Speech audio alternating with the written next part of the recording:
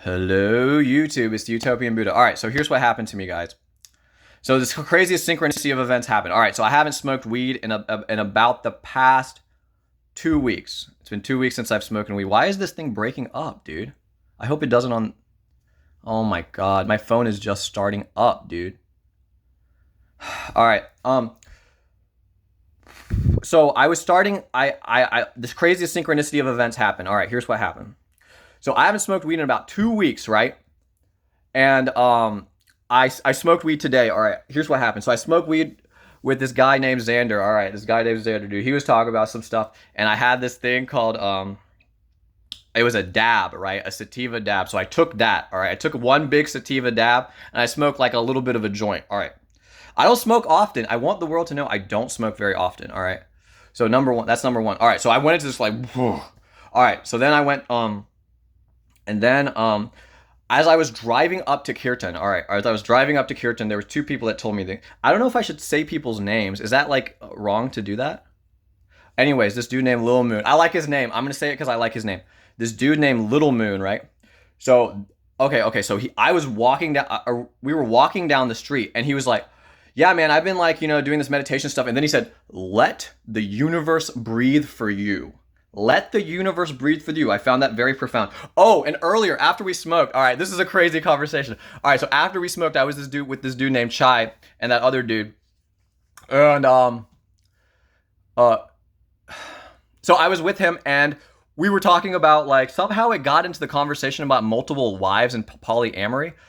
And then Chai was saying that like the Muslim concept of heaven is kind of illogical because sex with like 100 virgins is a limited form of pleasure. You know what I'm saying? So like, why not have infinite bliss for all of eternity? Timeless bliss. That's what he said, something about timeless bliss and how it's illogical to believe in the Muslim concept of having a bunch of virgins for wives. Oh, and he also said like it doesn't make sense because like once you have sex with them, they're no longer a virgin, right? So is that? And then he was like, I don't know if this.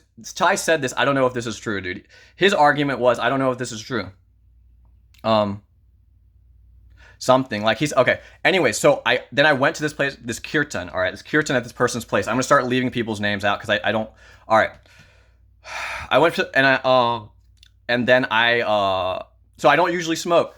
So we started singing, right? The first song, I didn't really feel it, dude. And then this dude named Little Moon. I'm telling you, Little Moon's on another level. And earlier, I heard another tidbit of wisdom from this dude named Jeremy. All right, I'm name dropping here. All right, and he said he discussed the power of bringing the energy up to your third eye. All right. So Little Moon said, let the universe breathe for you and the power of releasing all the energies. So that's what I did, right? And I didn't really feel the first song, it's no big deal. But then Little Moon started playing. Little Moon is on another level, dude. Little Moon is on another level. All right, whatever. And then, all right, let's see. How does this work? Okay, so I've been doing a mantra meditation practice, right? Of Jai Shri Ramakrishna, Jai Shri Anandamayi Ma, Jai Shri Sivananda, Jai Shri Satchidananda. All right. And I put everything together. All right. So so Little Moon started playing. I started chanting the names, right? I started chanting the names of these saints. And first I was like, Jai Shri Ramakrishna, because I love Ramakrishna. That's my homeboy right there. All right. So I started chanting Jai Shri Ramakrishna, and it felt really, really good, really peaceful, really subtle joy. All right. Then I said Jai Shri Anandamayi Ma, or maybe I don't know the order. I don't know the order that I said these, but okay. So I said Jai Shri Ramakrishna, then I said Jai Shri Sivananda. When I started saying Sivananda, I felt this like this energy, but it was still really subtle and pure, dude. And then I said Jai Shri Anandamayi Ma. It was really subtle and like really light and blissful. And then I said Jai Shri Satchidananda. All right. Now we're gonna figure this out for everyone, for the human race. Satchidananda had a lot of good positive energy. When I first started saying Jai Shri Satchidananda, I was like Jai Shri. It was really good. But then I felt the negative side of Satchidananda. I felt the darkness because I have been in the darkness. It's all gonna come together.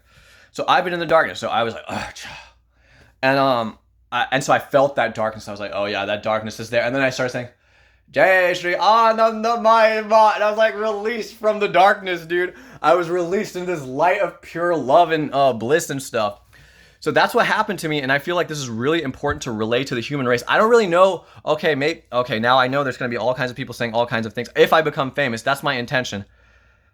I don't know if this is necessarily true. Maybe I've brainwashed myself to be blissful or something. I don't know exactly how it works. Maybe it's like this some karmic thing because I want to feed starving kids. Like the positive karma from the future is giving me karma now, and all the saints are coming up behind me saying, yeah, let's do it. And yeah, dude. So the simple truth is, Sivananda taught people to repress their sexuality, right? And Satchidananda was not supposed to repress his sexuality. He already had sex with one woman. When his wife died, maybe he should have taken another wife, a particularly strong Indian woman who would have kept his ass in line, dude. You know what I'm saying? But he didn't. So then then he started repressing the shadow. This is what Carl Jung talks about. So Satchidananda was repressing the shadow. Because he repressed the shadow, Carl Jung has this quote: a repressed shadow is dark and insidious. All right. So Satchidananda, because he was a good human being and started repressing his sexual instincts, came to America, and America's fucking crazy, dude. We're all doing drugs. We're all fucking partying. All kinds of... I don't know what Satchidananda did. I don't necessarily know. And then he started sleeping with these women. That's what happened, all right? God bless him, but he had the good time because he repressed. Not everyone is supposed to repress their sexuality, obviously. Duh. And then, so that's what, and I have been to the dark side. Do not think that, like, I've been there, done that, all right? I'm not going back. I'm staying in the light of selfless service to mankind and love as much as possible, dude. I've been to the dark side, so no judgment. But this is what happened to me. God bless America.